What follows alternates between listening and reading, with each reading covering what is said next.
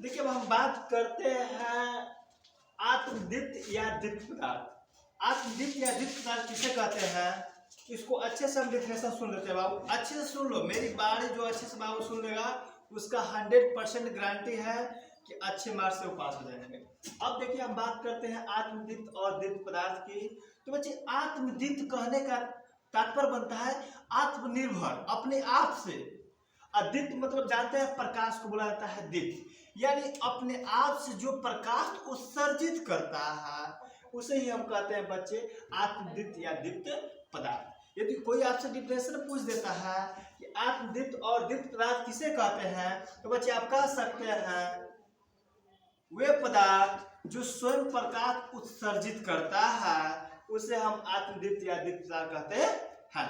Clearly अब हम बात करते हैं, जैसे में एग्जाम्पल उसका देख लेते हैं बच्चे। जैसे हमारा बात करते हैं जैसे जुगनू, सूर्य, ठीक है, जो अपने आप से क्या करते हैं प्रकाश को उत्सर्जित करते हैं। जुगनू जो है रात में वो कभी देखे होंगे, जो पहले जो बच्चा रहता है तो अगर गर्मी का दिन होता है जिसमें कि बच्चा देखता है कि एक छोटा सा जो होता है उड़ता रहता है और लुक लुक ऐसे आवाज उसका प्रकाश उससे थोड़ा थोड़ा निकलता है, उसी को बच्चे हम लोग जुगनू कहते हैं। सूर्य के बारे में तो आप लोग सब लोग जानते हैं, इसको डेली दिखाई देता है, हर एक बच्चों को पता है। अब हम बात करते हैं बच्चे अदीप्त पदार्थ की। तो वे पदार्थ जो स्वयं प्रकाश सर्जित न करे, कहने का बच्चे वह पदार्थ जो स्वयं प्रकाश सर्जित न करे बल्कि प्रकाश की उपस्थिति में दिखाई पड़ता है उसे हम कह सकते हैं अदीप्त पदार्थ। कोई यदि पूछता है बच्चे अदीप्त पदार्थ किसे कहते हैं, तो आप अच्छे से कह सकते हैं वह पदार्थ जो स्वयं प्रकाश सर्जित न करे बल्कि प्रकाश की उपस्थिति में दिखाई देता है।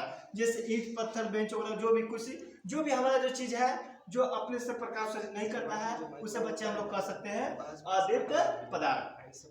अब हम लोग को बाबू चलते हैं अपने एक्सरसाइज पे। हम लोग इस चैप्टर का नाम ही है प्रकाश का परावर्तन, रिफ्लेक्शन ऑफ लाइट। तो कह सकते हैं बच्चे कि सर आप इतना समझा दिए, लेकिन ये बताइए सर प्रकाश का परावर्तन किसे कहते हैं। तो बच्चे प्रकाश का परावर्तन के बारे में हम अच्छे से जान लेते हैं।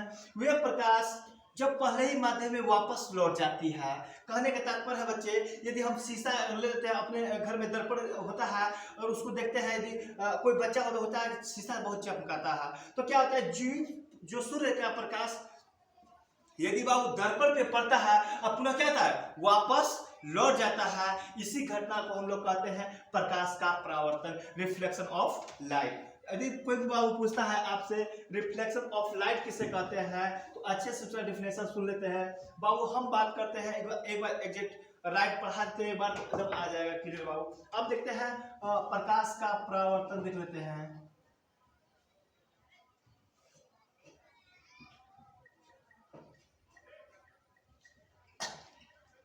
प्रकाश की परावर्तन की हम बात करते हैं बच्चे, तो प्रकाश का परावर्तन है तो बाबू हम लोग कह सकते हैं जब प्रकाश पहले ही माध्यम में वापस लौट जाती है, इसी घटना को हम लोग प्रकाश का परावर्तन कहते हैं, रिफ्लेक्शन ऑफ लाइट कहते हैं। जैसे अगर शीशा बच्चे होता है, लाइट जब प्रकाश पड़ती है तो क्या होती है अपने दिशा में वापस लौट जाती है, इसी घटना को कहते हैं प्रकाश का परावर्तन। यदि पूछा जाए, अगर पूछ देता है कोई व्यक्ति बाबू कि प्रकाश का परावर्तन कितने रुपए में होता है, तो बच्चे बता सकते हैं 2 रुपए में होता है। तो पहला होता है बच्चे हमारा आता है नियमित परावर्तन,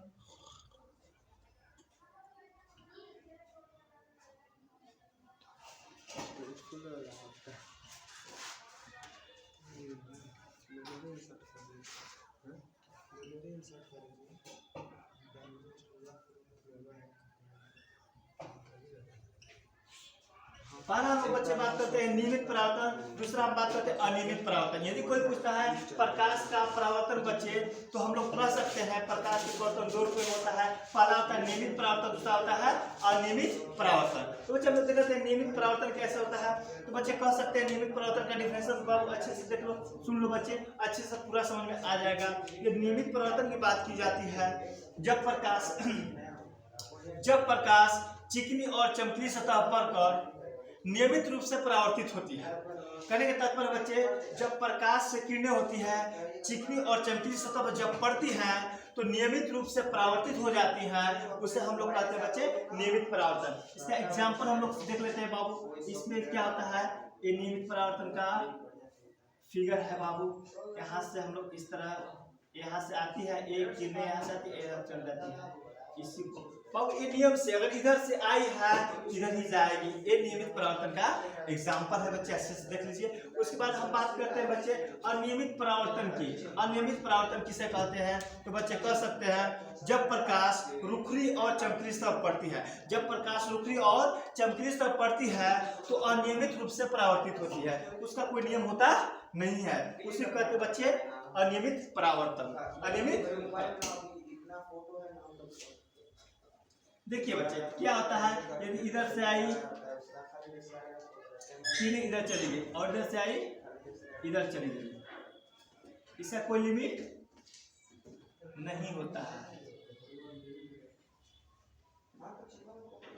इसी को बच्चे हम लोग कहते हैं, ये हो गया हमारा नियमित